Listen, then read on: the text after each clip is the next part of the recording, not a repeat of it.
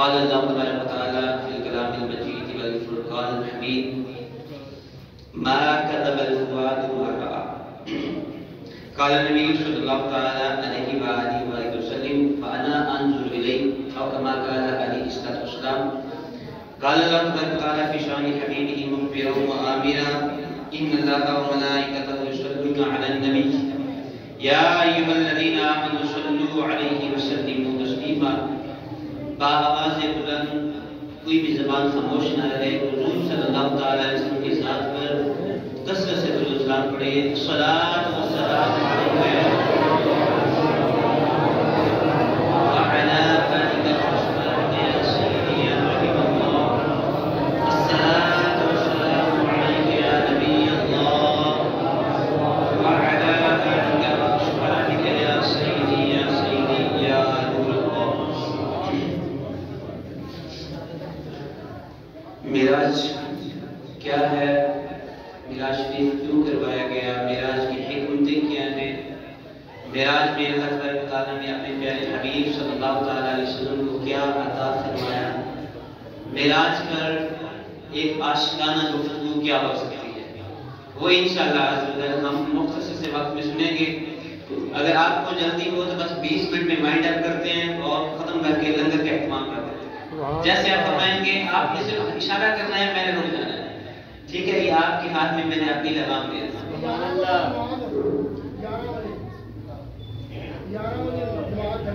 جی 11 ہو گئے تقریباً. پھر ایسے کبھی ختم پڑھ لیتے ہیں، اس کے بعد دماغ کرتے جیسے آپ فرمائیں گے. کیسے ایسا سبحان اللہ 11:30 چل رہے ہیں. حضور صلی اللہ تعالی علیہ وسلم کو جو معراج کی گئی، کروائی گئی، شاید کہتا ہے کوئی فلک تیرا یار گیا، کوئی فلک تیرا یار گیا، کوئی جا سدرا تے ہار گیا، ایک کالیاں ظلماں والا سی جڑا لنگ عرشاں تو پار گیا. حضور تاجر کائنات علیہ الصلوۃ والسلام معراج اللہ تعالیٰ نے جو عطا فرمائی ہے اس کی ابتدا فرمائی ہے اللہ تعالیٰ نے کیسے تھی؟ سبحان اللہ سے. کس سے تھی؟ آپ تو سبحان اللہ کہتے ہیں، اللہ نے بھی سبحان اللہ فرمایا معراج کے موقع پر. کوشش کیجئے جب بھی ایسی بات کو سمجھ میں آ جائے تو پھر سبحان اللہ کہنا حق بنتا ہے. سبحان اللہ کہنے سے آپ نے بار بار ہم نے تو چھوٹے ہوتے ہوئے سنا تھا کہ جو سبحان اللہ ایک مرتبہ کہتا ہے اس کے لیے جنت میں ایک درخت لگا دیا جاتا ہے. آپ جتنے درخت آپ کی مرضی ہو لگوانا چاہے تو اس محفل میں لگوا لیں، نہ لگوانا چاہے تو آپ کی مرضی ہے. لیکن عرش پر دھوم ہے، فرش پر دھوم ہے، عرش پر دھوم ہے، فرش پر دھوم ہے. آج ہر کوئی خوش ہے، آج وہ جو ناخوش ہے وہی محبوب ہے. تو حضور صلی اللہ تعالی علیہ وسلم کے غلاموں ایک مرتبہ سیدنا شیخ ابو بکر شبلی، یہ بغداد کے بزرگ گزرے ہیں. آپ ابو بکر بن مجاہد رحمۃ اللہ علیہ ایک بہت بڑے مفتی علامہ صاحب کی بارگاہ میں حاضر ہوتے ہیں. ابو بکر بن مجاہد رحمۃ اللہ علیہ جب ابو بکر شبلی رحمۃ اللہ علیہ کو دیکھتے ہیں تو کھڑے ہو جاتے ہیں. کھڑے ہو کر آپ کی پیشانی کو چومتے ہیں، آپ کے لبوں کو چومتے ہیں، آپ کے سینے کو چومتے ہیں. ابو بکر شبلی رحمۃ اللہ علیہ پر جب اتنا شفقت دیکھی آپ کے غلاموں نے جو ارد گرد بیٹھے ہوئے تھے، انہوں نے کہا یا سیدی آپ یہ بتائیے کہ ابو بکر شبلی بغداد میں جس کو آپ آج تک دیوانہ کہتے رہے، مجنون کہتے رہے، آپ اس کو مستانہ کہتے رہے اور اس کی کسی قسم کی عزت نہیں کیا کرتے تھے، آج آپ اس کے لیے کھڑے بھی ہو گئے، اس کو اپنے سینے سے بھی لگایا، اس کی پیشانی پر بوسہ بھی دیا، وجہ کیا ہے؟ تو اب حضرت ابو بکر بن مجاہد رحمۃ اللہ علیہ کہنے لگے اے میرے غلاموں، اے میرے بھائیوں، ذرا غور سے سنو، میں نے اس کو ایسے نہیں بوسہ دیا بلکہ رات میں جب درود و سلام پڑھ کے سویا میری سر کی آنکھیں کھلی، میں کیا دیکھتا ہوں کہ تاجدار کائنات علیہ السلام کی مجلس لگی ہے. اتنے میں یہی ابو بکر شبلی حضور کی بارگاہ میں حاضر ہوتے ہیں. حضور صلی اللہ علیہ وسلم بیٹھے بیٹھے اس کا استقبال نہیں کرتے. حضور اپنی مجلس میں صحابہ کرام کے درمیان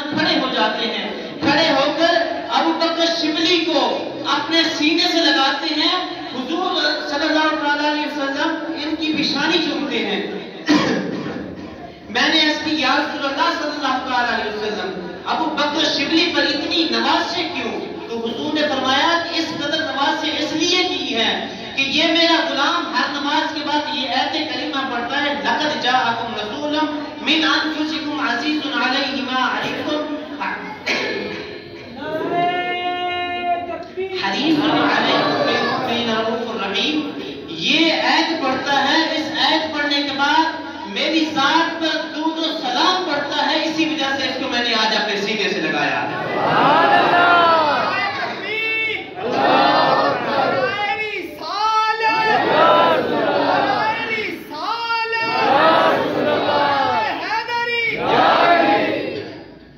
تو درود و سلام پڑھنے والے پر حضور صلی اللہ تعالی علیہ وسلم اتنی عنایتیں، اتنی شفقتیں، اتنی محبتیں، اتنی رحمتیں فرماتی ہیں کہ آدمی دنگ رہ جاتا ہے کہ یار میں نے تو چھوٹا درود پڑھا تھا، حضور نے اتنا بڑا کرم کر دیا مجھ پر. تو آپ بھی شوق سے پڑھا کریں، جب بھی پڑھا کریں. علامہ ماشاءاللہ ہمارے عدنان بھائی بھی کہہ رہے تھے بار بار کہ درود و سلام کثرت سے پڑھا کریں. اللہ تعالیٰ نے بھی ہمیں بار بار اسی کا ہی حکم ارشاد فرمایا ہے. ایک مرتبہ محبت سے پڑھ لیجیے الصلاۃ والسلام علیہ.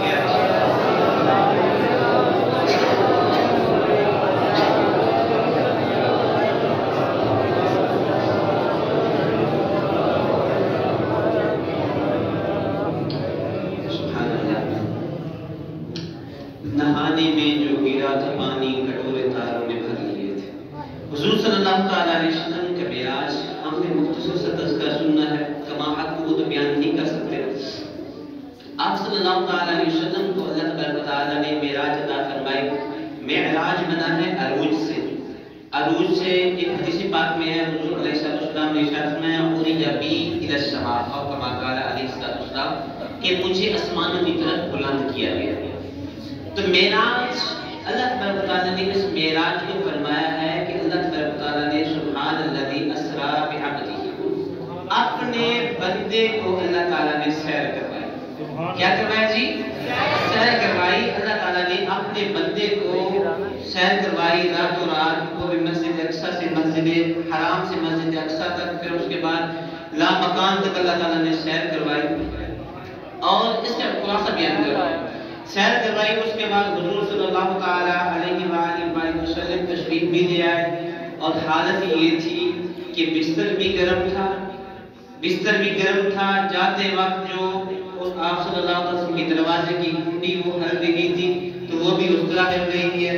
اور حضور صلی اللہ علیہ وسلم نے جو وضو فرمایا تھا پانی نالی میں بہ رہا تھا تو وہ ابھی پانی بھی اس نالی میں جاری ہے.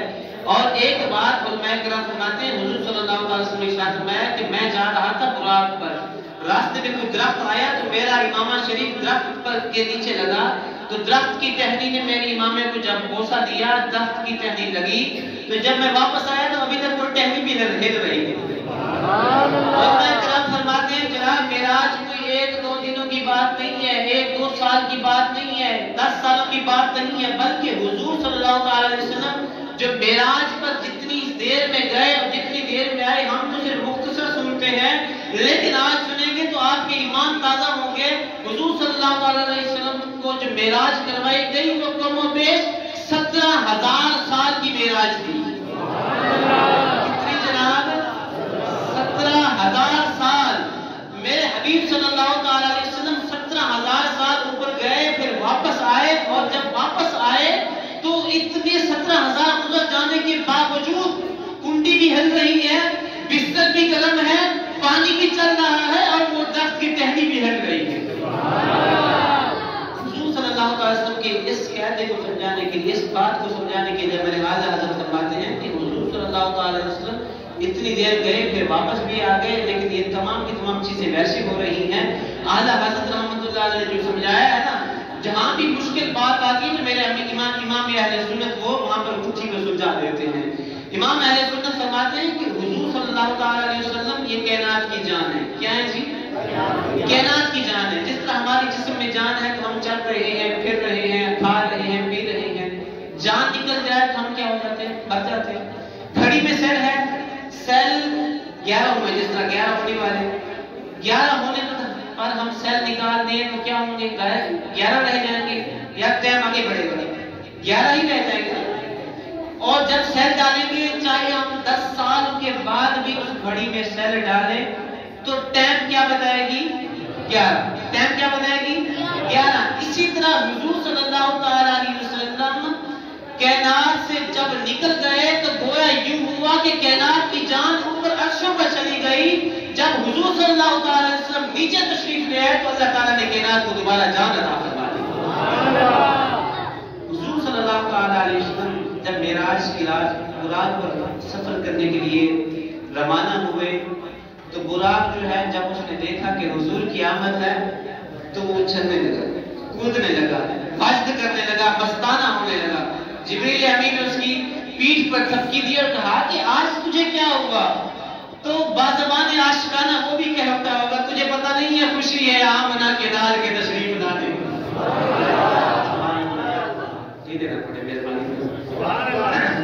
خوشی ہے آمنہ کے لال کے تشریف لانے کی. محترم حضور صلی اللہ تعالی علیہ وسلم نے نا یہ آپ کو میں تقریباً حدیث مبارکہ ہی سناؤں گا تو کس سے کہانی یا من گھڑت باتیں میرا کام نہیں کہ میں سناؤں. اور الحمدللہ میں بار بار جمعہ میں بھی کہتا رہتا ہوں کہ یہاں آپ کو حدیثیں ملیں گی، یہاں آپ کو کس سے کہانیاں نہیں ملیں گی.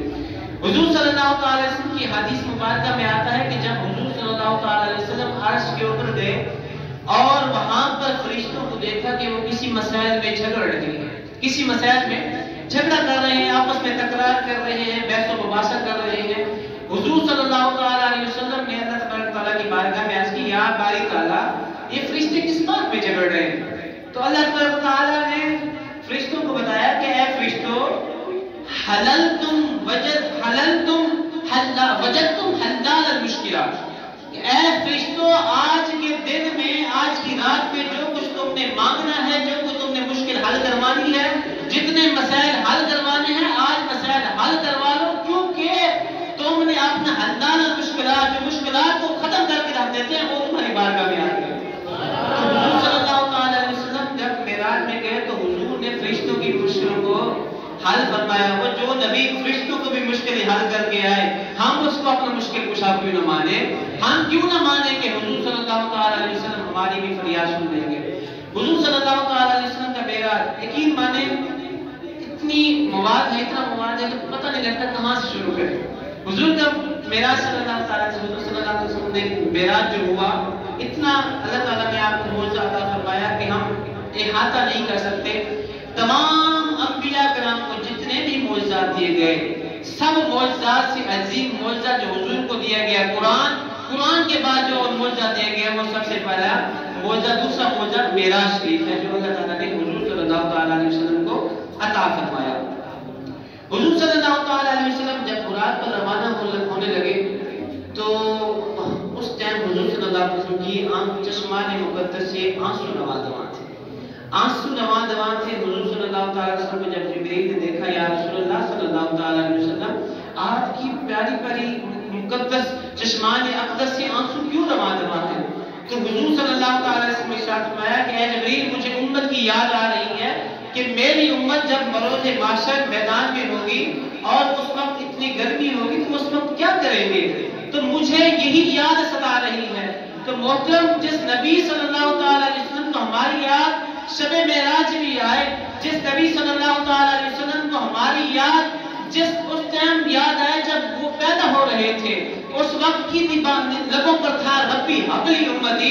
جب حضور صلی اللہ تعالی علیہ وسلم غار میں جائیں تو اس وقت بھی ندا تھی ربی حبلی امتی.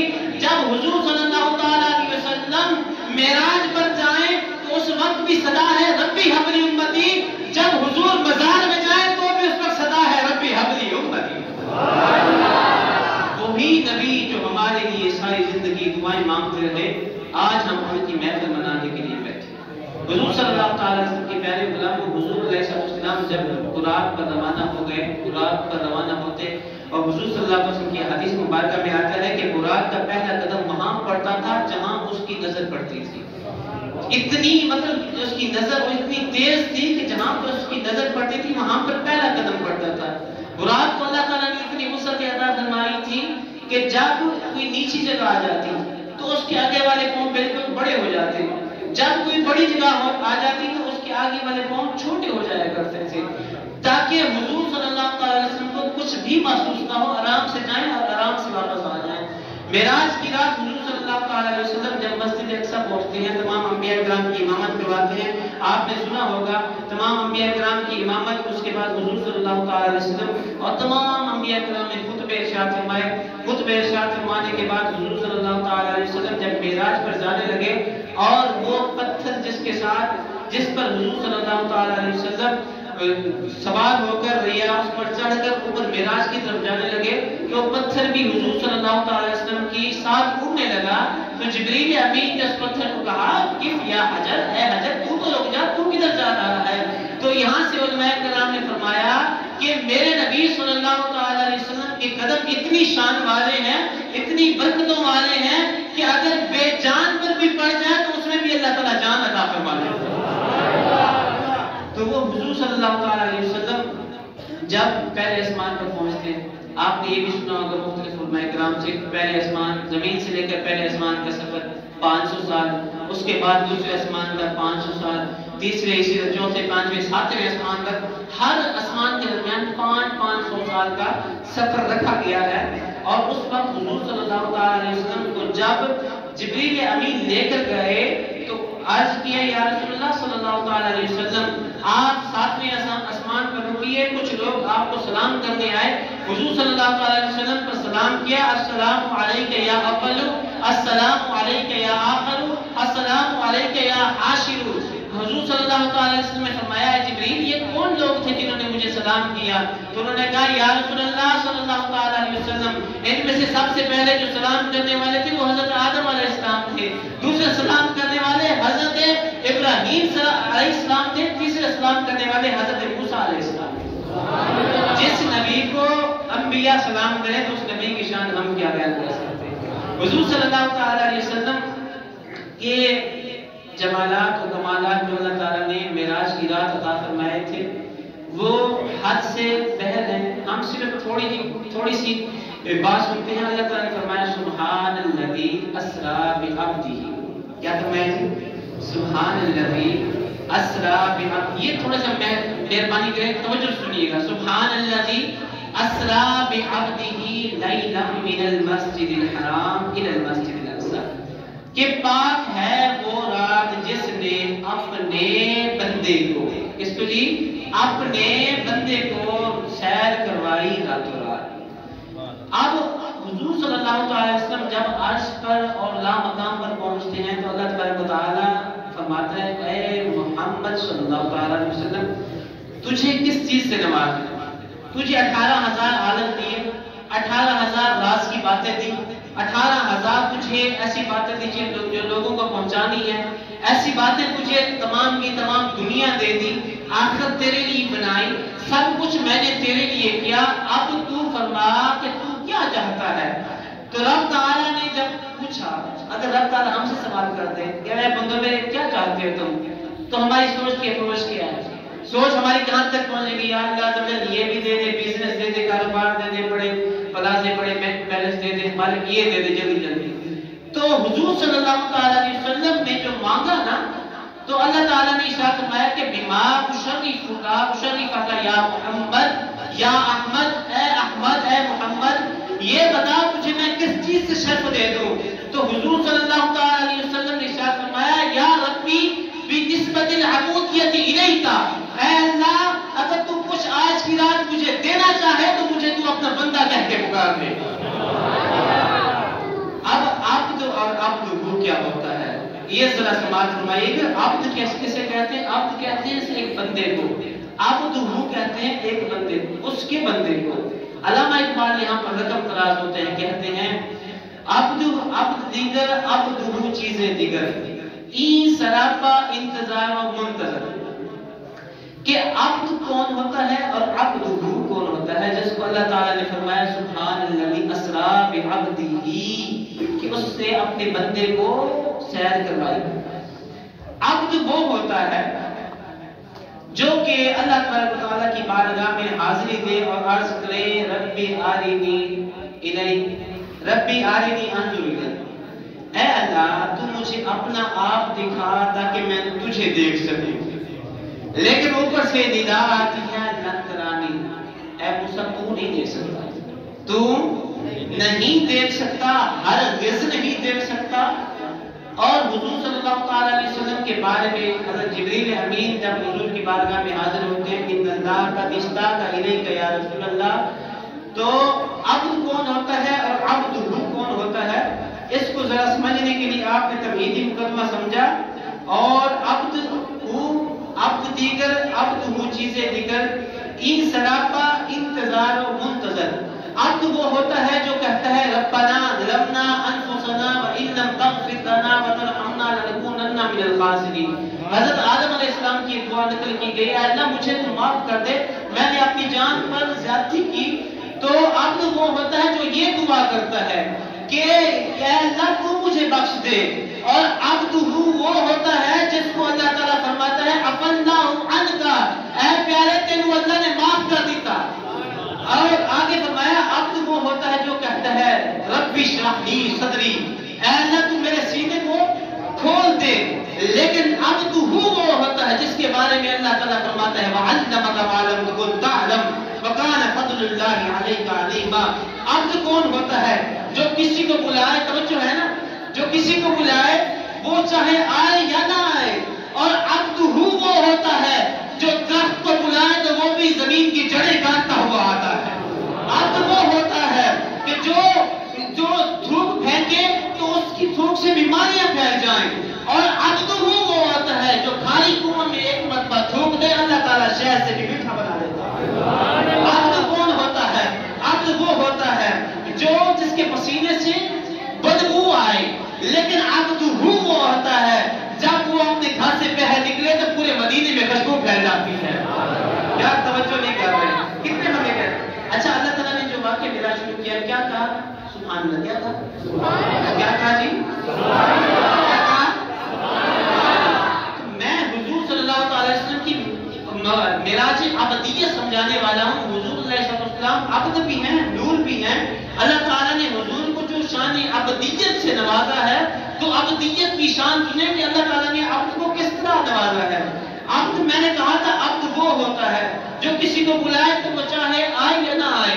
عبد وہ ہوتا ہے کہ جو اگر کسی پتھر کو حکم دیتا ہے تو وہ بھی دوڑتا ہوا حضور کی بارگاہ میں آتا ہے۔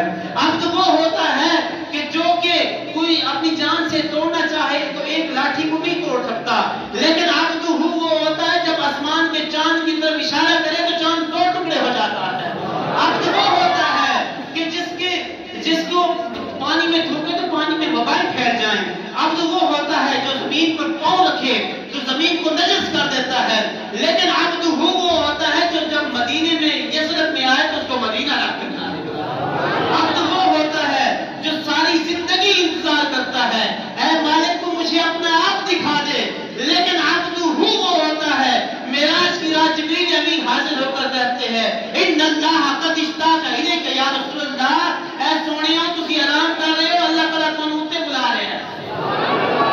کیا سبحان اللہ کہہ رہے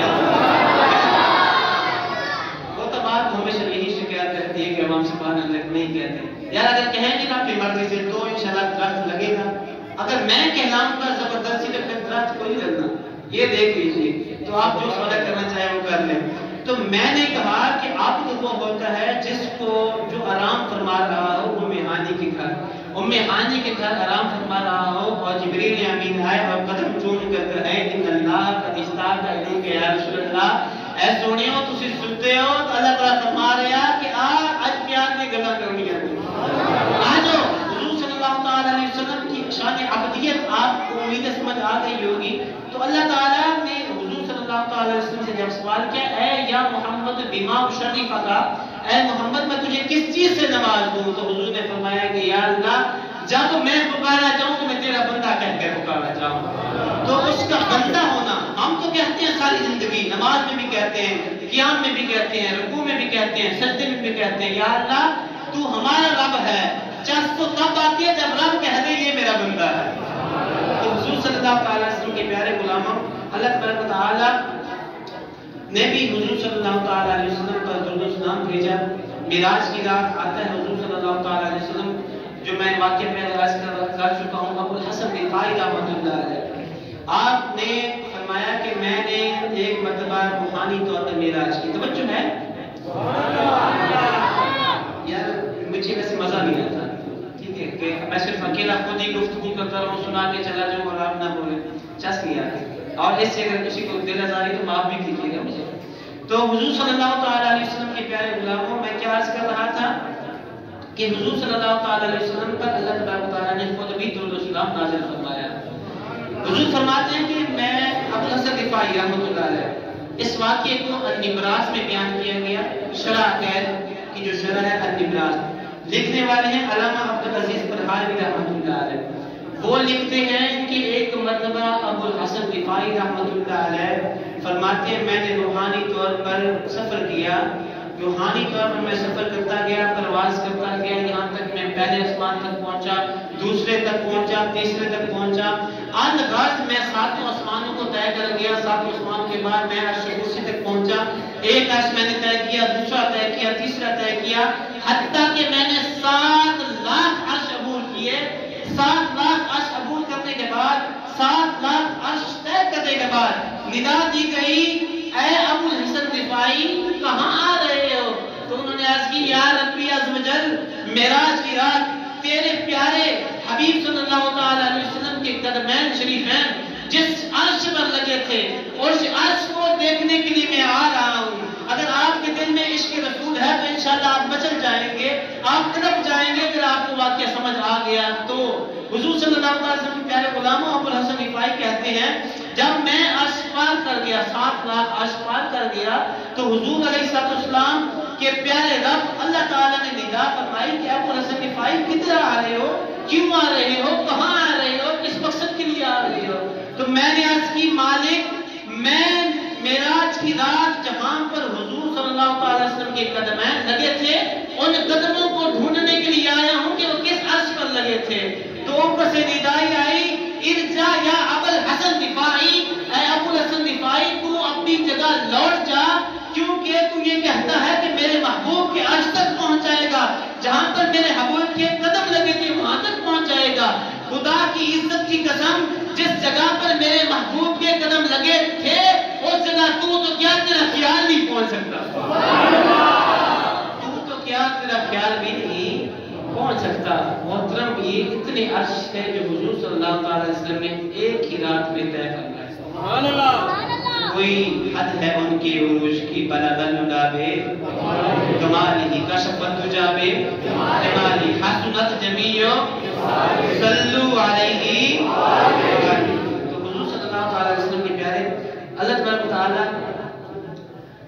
کے پاس جب حضور صلی اللہ علیہ وسلم پہنچے تو اوپر سے ندائے گئی کف یا محمد انا ربک قد یصلی, او کما قال علیہ السلام, کہ اے محمد صلی اللہ علیہ وسلم آپ ابھی یہاں پر ٹھہر جائیے, ابھی آپ کا رب آپ کی شیان شان, اپنی شیان شان جو اس کی شان ہے, اس شان کے لائق ابھی تیرا استقبال فرمائے گا, پھر تو اوپر آئے گا. حضور صلی اللہ علیہ وسلم کا استقبال اللہ تبارک و تعالیٰ نے اپنی شان شان جو تھا وہ فرمایا. دیکھیں رب تعالیٰ کا دیدار ہم میں سے کسی کو بھی نہیں ہو سکتا. خواب میں اللہ تعالیٰ جس پر کرم فرما دے اس کو ہو سکتا ہے. ہم جن کے مقلد ہیں امام اعظم ابو حنیفہ رحمۃ اللہ علیہ, جن کے بارے میں آتا ہے کہ آپ نے اپنے رب کو خواب میں 100 مرتبہ دیکھا. تو امام اعظم رحمۃ اللہ علیہ کی یہ شان ہے. تو حضور صلی اللہ تعالیٰ علیہ وسلم کے پیارے غلاموں, اللہ تعالیٰ کو دنیا میں جب کی آنکھوں سے دیکھا نہیں جا سکتا. دنیا میں رہ کر ہمارے لیے ممکن نہیں ہے کہ ہم اللہ کو دیکھیں, لیکن حضور صلی اللہ تعالیٰ علیہ وسلم کے پیارے غلاموں اللہ تبارک و تعالیٰ کو دیکھنا ممکن ہے. دیکھنا ممکن ہے, ایسا نہیں ہے کہ اس کی ذات کو دیکھا ہی نہیں جا سکتا. اس واقعے کو ہم سنتے ہیں حضور صلی اللہ تعالیٰ علیہ وسلم کی خود اپنی زبانی کہ حضور صلی اللہ تعالیٰ علیہ وسلم جب معراج پہ گئے, جب واپس لوٹے تو کسی نے سوال کیا یا رسول اللہ صلی اللہ تعالیٰ علیہ وسلم کیا آپ نے اپنے رب کو دیکھا ہے؟ تو حضور علیہ السلام نے فرمایا کہ ہاں میں نے اپنے رب کو دیکھا ہے, وہ ڈاڈا ہی سونا ہے, بہت سونا ہے. یہ ہم یہ نہیں کہہ سکتے کہ سونا کس طرح ہے, کیا اس کی آنکھیں ہیں, کیا اس کا ناک ہے, کیا اس کا چہرہ ہے. اللہ تعالیٰ سب چیزوں سے پاک ہے. یہ عقیدہ یاد رکھنا بہت ضروری ہے. اللہ تعالیٰ ہر چیز سے پاک ہے، ہاتھ سے، چلنے سے، پھرنے سے، پیدل آنے سے معاذ اللہ، یا کان سے، ناک سے، اس کی جو شان ہے وہ اسی کے لائق ہے. ہمیں نہیں پتا کہ وہ اس کی کیسی شان ہے، لیکن حضور نے فرمایا کہ میں نے اپنے رب کو دیکھا ہے، وہ بہت ہی احسن صورت ہے، وہ بہت ہی پیاری صورت والا ہے، میں نے اپنے رب کو دیکھا ہے. اس واقعے کو بیان کیا گیا روح المعانی میں. روح المعانی میں نقل کیا گیا کہ ما کذب الفؤاد ما رأى، کہ دل نے اس کی تائید کر دی جس کو آنکھ نے دیکھا. ما کذب الفؤاد، دل نے جھٹلایا نہیں اس چیز کو جو آنکھ نے دیکھا تھا. جب حضور صلی اللہ علیہ وسلم تک پہنچے نا معراج کی رات، تھوڑا سمجھانے کی بات ہے، معراج کی رات پہنچے، اوپر پہنچے تو دل نے نا، آنکھ نے دل سے پوچھا یار یہ کیا وہی ہے جس کو تم نے پہلے دیکھا؟ یہ کیا وہی ہے جس کو تم نے پہلے دیکھا تھا؟ تو ما کذب الفؤاد ما رأى، آنکھ نے جو دیکھا تھا دل نے کہا تھا ہاں یار یہ وہی ہے جس کو تم پہلے دیکھ چکی ہے. مطلب یہ ہے، علماء کرام فرماتے ہیں حضور کو ایک مرتبہ معراج نہیں ہوا، کم و بیش 34 مرتبہ حضور صلی اللہ علیہ وسلم کو اللہ تعالیٰ نے معراج عطا فرمایا. ایک مرتبہ روحانی اور جسمانی دونوں طرح سے، بقیہ سارے معراج حضور علیہ السلام کو روحانی نصیب ہوتا ہے. حضور علیہ السلام کے پیارے غلام سیدنا جبریل امین علیہ السلام کے بارے میں آتا ہے، جب حضور صلی اللہ علیہ وسلم مسجد حرام سے مسجد اقصی تک گئے، اس کے بعد پہلے آسمان دوسرا آسمان، جبریل امین ساتھ ساتھ چلتے رہے، اور اس کے بعد جب پہنچے سدرۃ المنتہا تک. اب یہاں سے لگائیے کہ آپ اپنے نبی کی طاقت کا اندازہ، آپ اپنے نبی صلی اللہ علیہ وسلم کی دل پاک کا اندازہ، آپ اپنے نبی صلی اللہ علیہ وسلم کی روحانیت کا، نورانیت کا اندازہ لگائیے گا. حضرت جبریل امین، اس کی پہلے ڈیفینیشن سنیے کہ جبریل امین کون ہے. جبریل امین وہ ہیں جس کو اللہ تعالیٰ نے 600 پر دیے ہیں. کتنے جی؟ 600 پر دیے ہیں، اور ایک پر جو ہے 2 پروں کی جو ہے لمبائی اور چوڑائی، وہ پوری دنیا اس میں آ جائے. اتنے بڑے اللہ تعالیٰ نے حضرت جبریل امین کو پر دیے ہیں. لیکن سماعت کیجیے، جب حضور صلی اللہ علیہ وسلم براق پر سوار ہونے لگے اور سدرۃ المنتہا تک پہنچے، سدرۃ المنتہا تک پہنچ کر عرض کرتے ہیں یا رسول اللہ صلی اللہ علیہ وسلم لو دنوت انوی لدن تحترقت فی مالی و بالی، اور کما قال یا رسول اللہ صلی اللہ علیہ وسلم اگر میں انگلی کا ایک پولا، ایک بال بھی اوپر بڑھا تو میں تمام کا تمام جل کر خاکستر ہو جاؤں گا. حضور علیہ السلام نے اس کا جب ہاتھ پکڑا نا، ہاتھ پکڑا اور سدرہ سے اوپر لے کے جانے لگے. علماء کرام فرماتے ہیں وہ جبریل 600 پروں والا، اس کی 600 پر ختم ہو گئے، وہ چھوٹا ہو کر چڑیا کی مانند ہو گئے. اس کی سارے پر جو ہے وہ ختم ہو گئے، چھوٹا چڑیا کی مانند رہ گیا. حضور علیہ السلام نے اس کو یہاں پر چھوڑ دیا. اب اندازہ لگائیے آپ کی نبی صلی اللہ علیہ وسلم، آپ کے نبی، اللہ تعالیٰ نے ان کو کتنا نور عطا فرمایا ہے. حضور علیہ السلام جسم کے ساتھ، اپنے کپڑوں کے ساتھ، اپنے بالوں کے ساتھ اوپر گئے جہاں پر نورانیت، جبریل امین کی نورانیت ختم ہو جاتی ہے. جبریل امین کہتے ہیں یا رسول اللہ صلی اللہ علیہ وسلم میں ایک لمحہ، ایک ذرہ بھی اوپر بڑھا تو جل کر خاکستر ہو جاؤں گا. لیکن اپنے نبی کی طاقت کا اندازہ کیجئے، عرش سے اوپر گئے، سدرۃ المنتہا سے اوپر گئے، لامکان کی سیر کر کے آئے، اللہ تعالیٰ کی تجلیات میں رہ کے آئے، لیکن نہ حضور کا کپڑا جلا، نہ حضور کا بال چلا، نہ حضور صلی اللہ علیہ وسلم کا کوئی چیز چلی. حضور صلی اللہ علیہ وسلم کو اللہ تعالیٰ نے اتنی نورانیت عطا فرمائی تھی. جب اوپر گئے تو نورانیت کا غلبہ تھا، جب نیچے آئے تو ابدیت کا غلبہ. تو حضور نور بھی ہیں، بشر بھی ہیں. تو ناس اس بات پر آگے سنتے ہیں. حضور علیہ السلام فرماتے ہیں کہ جب مجھے معراج کی گئی تو اللہ تبارک و تعالیٰ نے مجھے بہت ساری چیزیں عطا فرمائیں. حضور نے بہت سی چیزوں کو معائنہ کیا. اپنی بیان کو جو ہے اختتام کی طرف لاتی ہے کیونکہ ٹائم بالکل قلیل ہے. حضور علیہ السلام نے فرمایا کہ میں جب معراج کے بعد عرش و کرسی کی سیر کرنے کے بعد، اور اسی طرح میں جنت و دوزخ کی میں نے بھی سیر کی. دوزخ میں حضور صلی اللہ علیہ وسلم نے بھی مناظر ملاحظہ فرمایا جو کہ اب جو ہے وہ ہماری اصلاح کے لیے کافی ہے. حضور علیہ السلام فرماتے ہیں کہ میں شب معراج میں ایک ایسی قوم کے پاس سے گزرا جن کے سارے پتھروں کے ساتھ کچلے جا رہے تھے. اب یہ سنیے گا کہ حضور علیہ السلام جو کہ رؤوف الرحیم ہے، حضور علیہ السلام جن کو اللہ تعالیٰ نے اتنی شان عطا فرمائی ہے، اپنی امت کی اتنی فکر کرنے والے ہیں، لیکن اس کے بعد حضور علیہ السلام توجہ ہے نا، اس کے بعد بھی فرمایا کہ میں معراج کی رات میں ایک ایسی قوم کے پاس سے گزرا جن کے سر پتھروں سے کچلے جا رہے تھے، جب کچل کر وہ بندہ رک جاتا تو ان کے کچلے ہوئے سر دوبارہ ٹھیک ہو جائے تھے، پھر ان کو کچلا جاتا، پھر ان کو سروں کو مسح کر دیا جاتا، بالکل پتھروں کے ساتھ رگڑ کر ختم کر دیا جاتا، پھر اس کے بعد درست ہو جایا کرتا۔ حضور علیہ السلام نے فرمایا کہ میں نے جبریل سے فرمایا کہ اے جبریل، یہ کون لوگ ہیں؟ یہ کون لوگ ہیں جن کو اتنا عذاب دیا جا رہا ہے کہ ان کے سروں کو کچلا جا رہا ہے، اس کے بعد جو ہے پھر ان کے سر ٹھیک ہو جاتے ہیں، پھر کچلا جا رہا ہے؟ انہوں نے عرض کی یا رسول اللہ صلی اللہ علیہ وسلم، ان لوگوں کے سر نماز کے وقت بوجھل ہو جایا کرتے تھے، یعنی یہ نماز نہیں پڑھتے تھے، اسی وجہ سے ان کے سروں کو کچلا جا رہا ہے، کیونکہ انہوں نے اللہ کے حکم کا نہیں مانا تو اللہ تبارک تعالیٰ نے ان کے سروں کو کچل دیا۔ حضور علیہ السلام فرماتے ہیں کہ مجھے ارض مقدس میں نے دیکھا خواب کہ مجھے دو فرشتے آئے اور ارض مقدس میں لے گئے، اور وہاں پر میں نے دیکھا کہ ایک شخص ہے اور اس کا سر جو ہے پتھر سے کچلا جا رہا ہے، اور اس کے بعد دوبارہ ایک بندہ ہے جو اس کا سر دوبارہ ٹھیک کر دیتا ہے، پھر کچلا جا رہا ہے۔ میں نے عرض کی، میں نے فرمایا کہ جبریل یہ کون ہے؟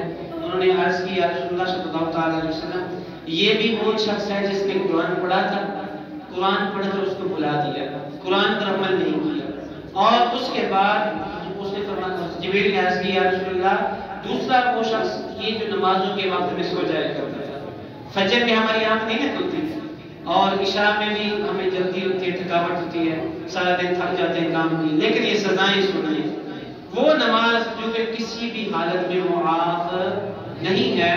اب وہ پیاری نماز جو اللہ تبارک و تعالیٰ نے حضور کو آج کی رات تحفے میں عطا فرمائی، تحفہ دیکھیے ہر کوئی قبول کرتا ہے، یار تحفہ میں آپ کو دوں تو آپ قبول کریں گے، لیکن نماز اللہ تعالیٰ کا وہ ہے تحفہ جو انسان قبول نہیں کرتا۔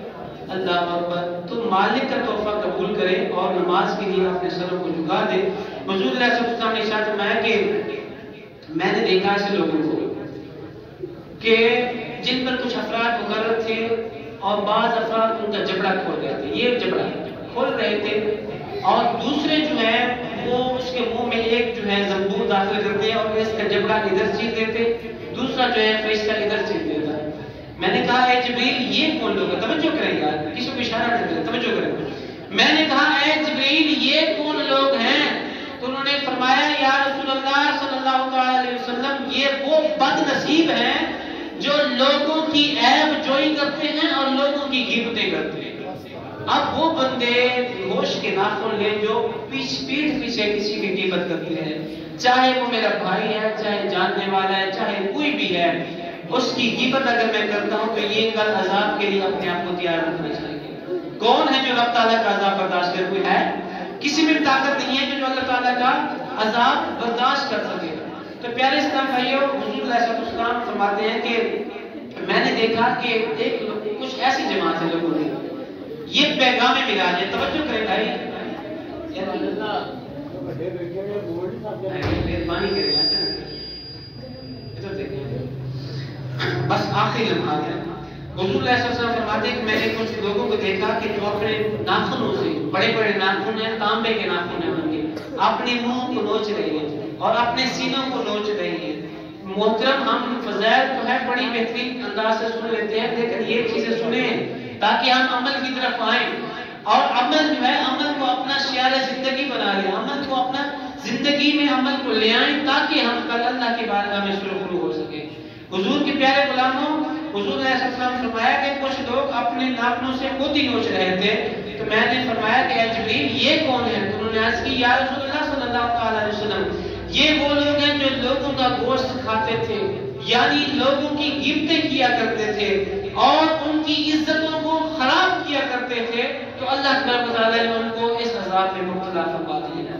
تو پیارے اسلام بھائیوں، اللہ تعالیٰ کے پیارے حبیب صلی اللہ علیہ وسلم نے معراج کی رات ایک منظر دیکھا کہ ایک نہر ہے اس واقعے کو جو بھی بیان کروں یہ حدیثیں ہیں، یہ ایسے واقعات نہیں، یہ حدیثیں ہیں جس کو حضور علیہ السلام کے زمانے خود حضور نے ارشاد فرمایا۔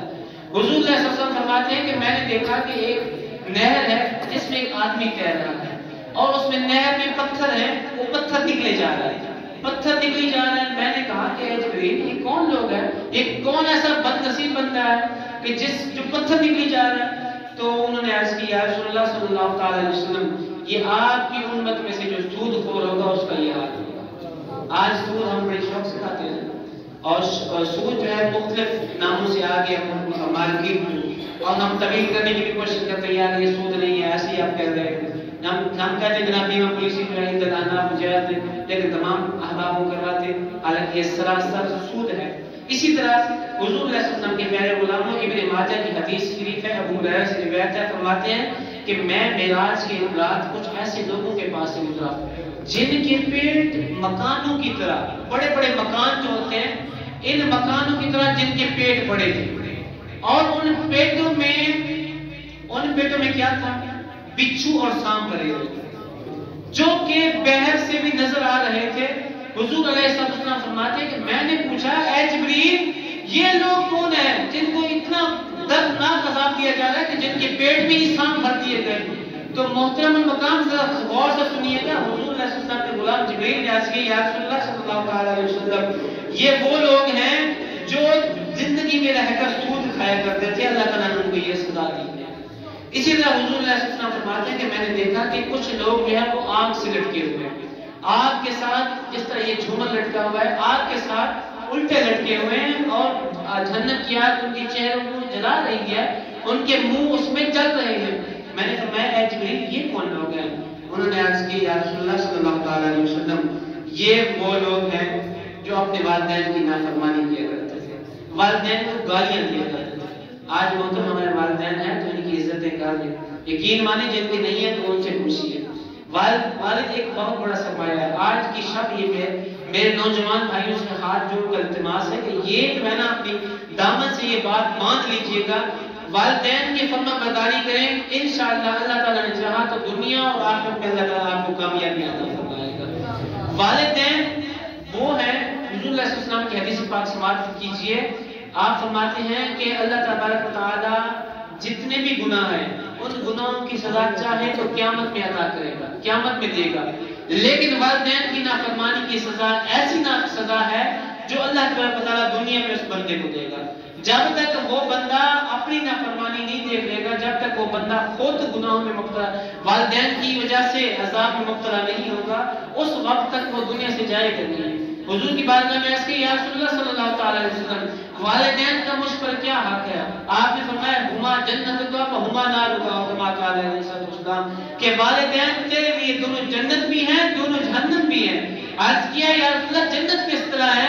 تو فرمایا کہ جنت اس طرح ہے کہ تو ان کی فرما برداری کر، اطاعت شانی کر، ان کو راضی کر لے تو اپنے رب کو راضی کر لے تو اس کی وجہ سے تجھے جنت اللہ تعالیٰ عطا فرمائے گا، اور جہنم اس طرح ہے کہ اگر ان کو ناراض کیا تو اللہ تعالیٰ خود ناراض ہو جائے گا۔ تو محترم آج کی شب کا یہ پیغام لے کے جائیں کہ والدین کی فرما برداری کتنی ضروری ہے۔ حضور علیہ السلام نے ایک منظر دیکھا کہ کچھ جگہ ہے نا لوگ بیٹھے ہیں، ان کے سامنے نا کچھ کھانے لگے ہیں، ایک طرف بہترین کھانے ہیں زبردست قسم کے، اور ایک طرف جو ہے نا بالکل بوسیدہ کھانے، سڑے ہوئے جلے ہوئے مردار کھانے پڑے ہیں۔ وہ لوگ جو ہیں وہ اچھے کھانے نہیں کھا رہے بلکہ مردار کو کھا رہے ہیں۔ کیا کر رہے ہیں جی؟ مردار کو، مرے ہوئے چیزوں کو وہ کھائی جا رہے ہیں۔ حضور نے فرمایا کہ جبریل یہ کون لوگ ہیں؟ تو آپ صلی اللہ علیہ وسلم سے عرض کی گئی یا رسول اللہ صلی اللہ علیہ وسلم یہ وہ لوگ ہیں جو زنا کیا کرتے تھے، جو کہ ناحق جو ہے وہ یہ کام کیا کرتے تھے، یہ بدکاری کیا کرتے تھے، اسی وجہ سے اللہ تعالیٰ نے ان کو یہ سزا دے دی ہے۔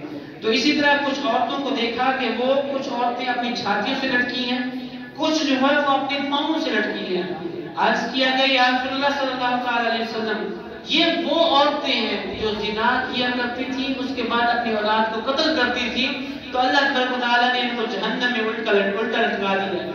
تو یہ محترم میں یہ ہے پیغام معراج جو کہ ہم کو یاد رکھنا بہت ضروری ہے، بہت ضروری ہے۔